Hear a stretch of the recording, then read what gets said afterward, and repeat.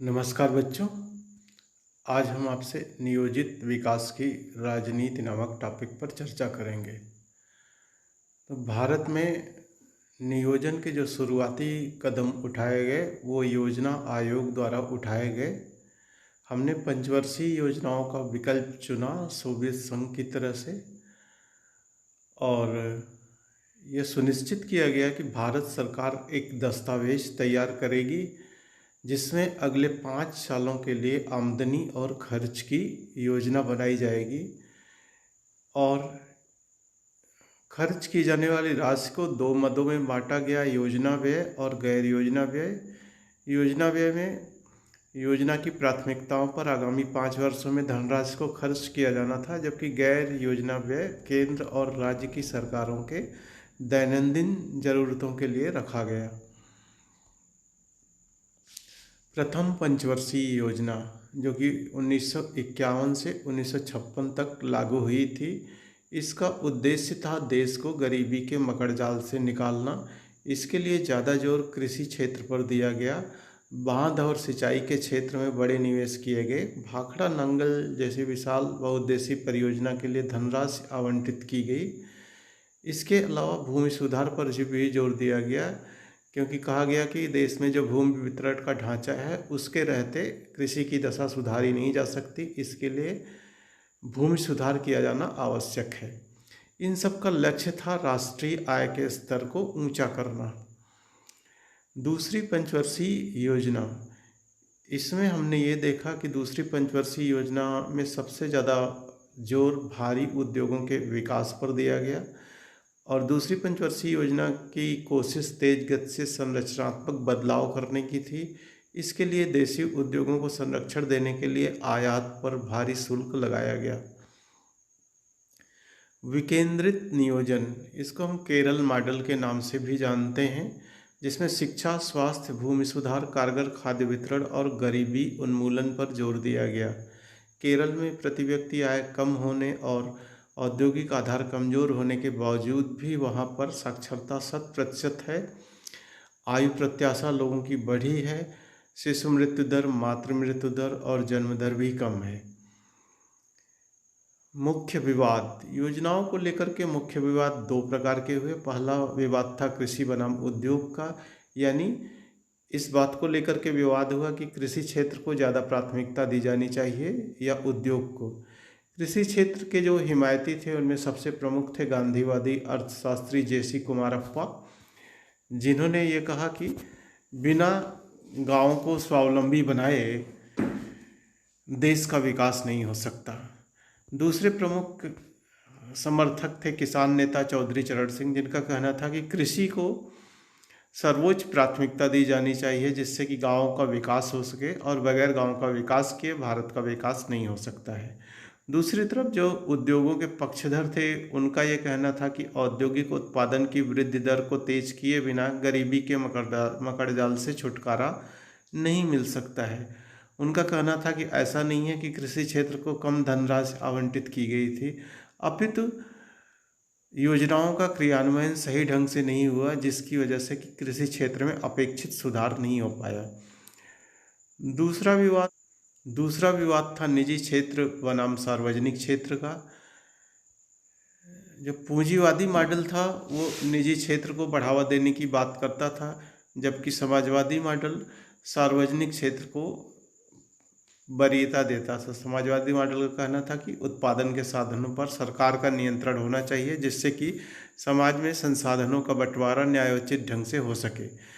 हमने मिश्रित अर्थव्यवस्था के मॉडल को अपनाया, जिसमें पूंजीवादी और समाजवादी मॉडल दोनों की विशेषताएं पाई जाती हैं, जिसकी आलोचना दक्षिणपंथी और वामपंथी खेमे दोनों तरफ से हुई।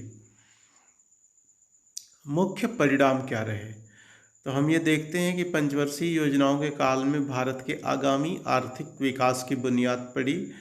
भाखड़ा नांगल और हीराकुंड जैसी विशाल बहुउद्देशीय नदी परियोजनाएं स्थापित हुईं, जिससे सिंचाई के लिए जल और उद्योगों के लिए बिजली उपलब्ध हुई। भिलाई इस्पात संयंत्र और बरौनी तेल शोधक संयंत्र स्थापित हुए, जिन्होंने कि उद्योगों को आधारभूत ढांचा प्रदान किया, जिसकी बुनियाद पर देश का औद्योगिकरण हो पाया। दूसरा हुआ भूमि सुधार। जमींदारी प्रथा की समाप्ति की गई। देश में जमीन के छोटे छोटे टुकड़ों को एक साथ करने का प्रयास किया गया। जमीन की सीलिंग भी की गई, अर्थात ये सुनिश्चित किया गया कि किसी एक व्यक्ति या एक परिवार के पास एक निश्चित सीमा से ज़्यादा जमीन नहीं हो सकती है। लेकिन भूस्वामी राजनीतिक रूप से बहुत ताकतवर थे और उन्होंने इन कानूनों का तोड़ निकाल लिया। खाद्य संकट। 1960 के दशक में कृषि की दशा बद से बदतर होती जा रही थी। 1965 से 67 के बीच देश के अनेक हिस्सों में सूखा पड़ा। इसी बीच हमें भारत को 2 युद्धों का सामना भी करना पड़ा, जिसकी वजह से देश में विदेशी मुद्रा का संकट पैदा हो गया। बिहार में जो खाद्यान्न संकट था वो सबसे ज़्यादा था। प्रति व्यक्ति आहार बिहार में 2200 कैलोरी से घटकर 1200 कैलोरी पर आ गया था और इसके लिए जोनिंग या इलाका बंदी को जिम्मेदार ठहराया जा रहा था, जिसके तहत यह सुनिश्चित किया गया था कि खाद्यान्नों का व्यापार एक प्रदेश से दूसरे प्रदेश में नहीं हो सकता है, जिसके कारण बिहार में खाद्यान्न की उपलब्धता में भारी गिरावट आई और इस समस्या से निपटने के लिए सरकार को गेहूं का आयात करना पड़ा। तो देश में खाद्य सुरक्षा की स्थिति को देखते हुए सरकार ने ये सुनिश्चित किया कि इसके लिए एक नई रणनीति अपनाने की ज़रूरत है। तो पहले से मौजूद सिंचाई सुविधा वाले इलाकों पर अब सरकार ने ज़्यादा संसाधन लगाने का फैसला किया। सरकार ने उच्च गुणवत्ता के बीज, उर्वरक, कीटनाशक और बेहतर सिंचाई सुविधा किसानों को कम मूल्य पर उपलब्ध कराना सुनिश्चित किया और किसानों को इस बात का आश्वासन दिया कि उनकी उपज को एक निर्धारित मूल्य पर खरीद लिया जाएगा। यही उस परिघटना की शुरुआत थी जिसको हम हरित क्रांति कहते हैं। हरित क्रांति के सकारात्मक परिणाम।